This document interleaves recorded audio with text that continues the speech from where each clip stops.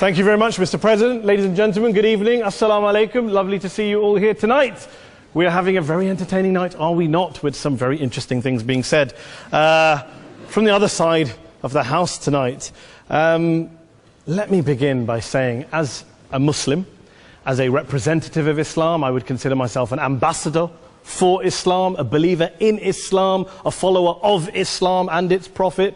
So, in that capacity, let me begin by apologizing to Anne-Marie for the Bali bombings. I apologize for the role of my religion and me and my people, for the killing of Theo van Gogh, for 7/7. Yes, that was all of us. That was Islam, that was Muslims, that was the Quran. I mean, astonishing claims to make in the very first speech tonight, on a day like today, where the Conservative Prime Minister of the United Kingdom is having to come out and point out that these kind of views are anathema. And I believe you're trying to stand for the Labour Party to become an MP in Brighton. If you do, and you make these comments, I'm guessing you'll have the whip withdrawn from you, but then again, UKIP's on the rise, they'll take you, the BNP, they might have something to say about your views. This is what Mehdi Hassan always does. By the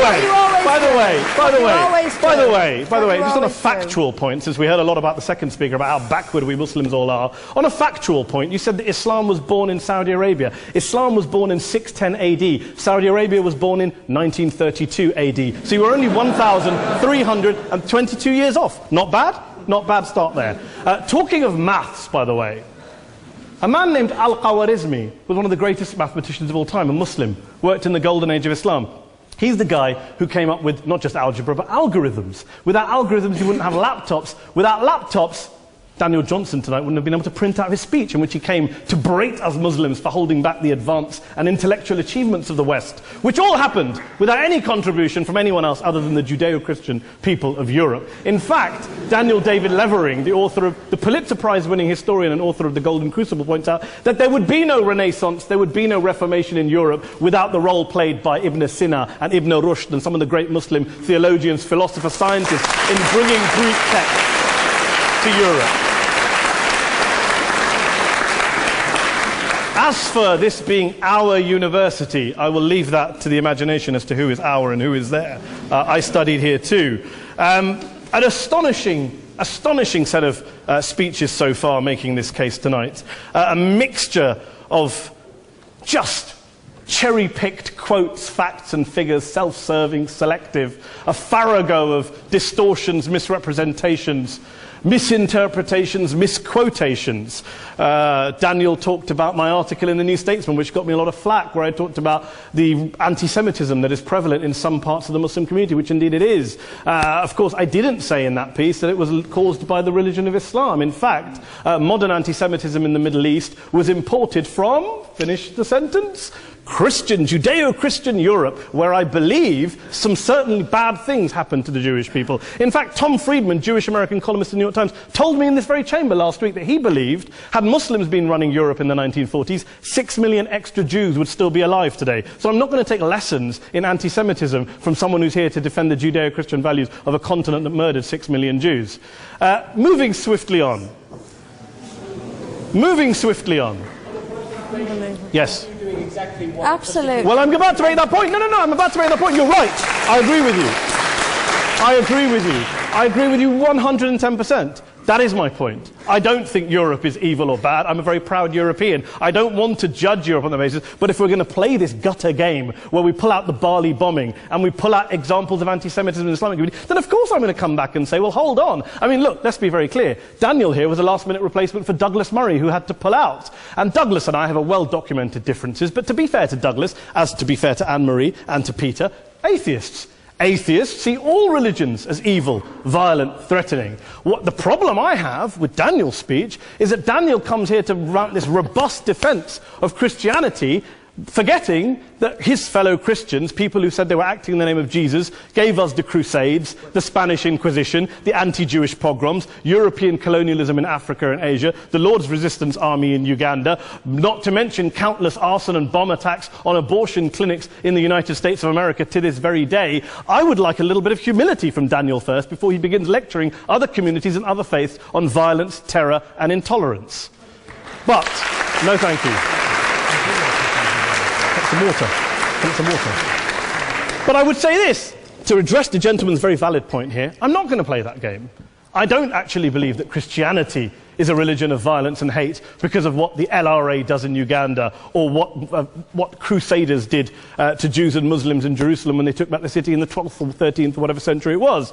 I believe that Christianity, like Islam, like pretty much every mainstream religion, is based on love and compassion and faith. I do follow a religion in which 113 out of the 114 chapters of the Quran begins by introducing the God of Islam as a God of mercy and compassion. I would not have it any other way. I don't follow a religion which introduces my God to me as a God of war, as some kind of Greek God of wrath, as a God of hate and injustice. Not at all. As Adam pointed out, you go through the Quran and you see the mercy and the love and the justice. And yes, you have verses that refer to warfare and violence. Of course it does. This is not a motion about pacifism. I'm not here to argue that Islam is a pacifistic faith. It is not.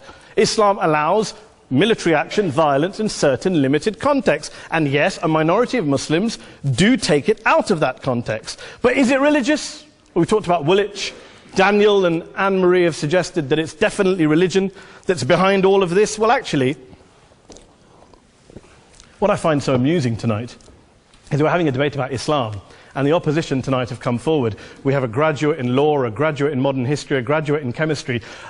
And, you know, I admire all of their intellects and their abilities, but we don't have anyone who's actually an expert on Islam, a scholar of Islam, a historian of Islam, a speaker of Arabic, even a terrorism expert or a security expert or a pollster, let alone to talk about what Muslims believe or think. Instead, we have people coming here, putting forward these views, putting forward these sweeping opinions. Listen to Professor Robert Pape of the University of Chicago, one of America's leading terrorism experts, who, unlike our esteemed opposition tonight, studied every single case of suicide terrorism between 1980 and 2005, 315 cases in total. And he concluded, and I quote, "There is little connection between suicide terrorism and Islamic fundamentalism or any of the world's religions. Rather, what nearly all suicide terrorist attacks have in common is a specific secular and strategic goal to compel modern democracies to withdraw military forces from territory that the terrorists consider to be their homeland." And the irony is, when we talk about terrorism, the irony is that the opposition and the Muslim terrorists, the Al-Qaeda types, actually have one thing in common. Because they both believe that Islam is a warlike, violent religion. They both agree on that. They have everything in common. Osama bin Laden would be nodding along to everything he's heard tonight from the opposition side. He agrees with them. The problem is that mainstream Muslims don't. The majority of Muslims around the world don't. In fact, a gentleman here started quoting all sorts of polls. Gallup carried out the biggest poll of Muslims around the world, of 50,000 Muslims in 35 countries. 93% of Muslims rejected 9/11 and suicide attacks. And of the 7% who didn't, they all, when polled and focus grouped, cited political reasons for their support for violence, not religious reasons. And as for Islamic scholars and what they say, well, Daniel talks about our University of Oxford. We'll go down to Oxford Centre for Islamic Studies, get hold of a man named Sheikh Afifi al-Akiti, who is a massively well-credentialed and well-respected Islamic scholar, who has studied across the world, who in the days after 7/7 published a fatwa denouncing terrorism in the name of Islam, calling for the protection of all non-combatants at all times, and describing suicide bombings as an innovation with no basis in Islamic law. Go and listen to Sheikh Tahir al-Qadri, one of Pakistan's most famous Islamic scholars, who published a 600-page fatwa condemning the killing of all innocents and all suicide bombings unconditionally without any ifs or buts. There's nothing new here. This is mainstream Islam, mainstream scholarship, which has said this for years. You don't go out and kill people willy-nilly in the high street or anywhere else, on a bus or a mall, based on verses of the Quran that you cherry-pick without any context, any understanding, any interpretation, or any commentary of Islam. Anne-Marie comes and scares us with her talk of Sharia law. I would like to see the book of Sharia law. It doesn't exist. People argue over what Sharia law is. And you empower the extremists by saying there is only one version. You empower them all. I don't believe you took any interruptions, Anne-Marie, so I think you should stay there for a moment. Here's what we're dealing with. Here's what we're dealing with. I took your point. Here we are dealing with a 1400-year-old global religion, followed by 1.6 billion people in every corner of the world, a quarter of humanity, of all backgrounds, cultures, ethnicities. And yet the opposition tonight wants to generalize, stereotype, smear, in order to desperately win this debate.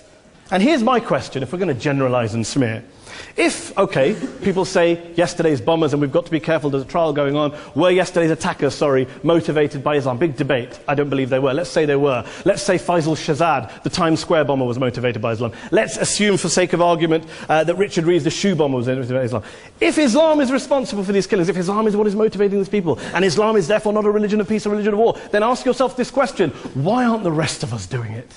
Why is it such a tiny minority of Muslims are interpreting their religion in the way that the opposition claim they are? Let's assume there are 16,000 suicide bombers in the world. There aren't. Let's assume there are for the sake of argument.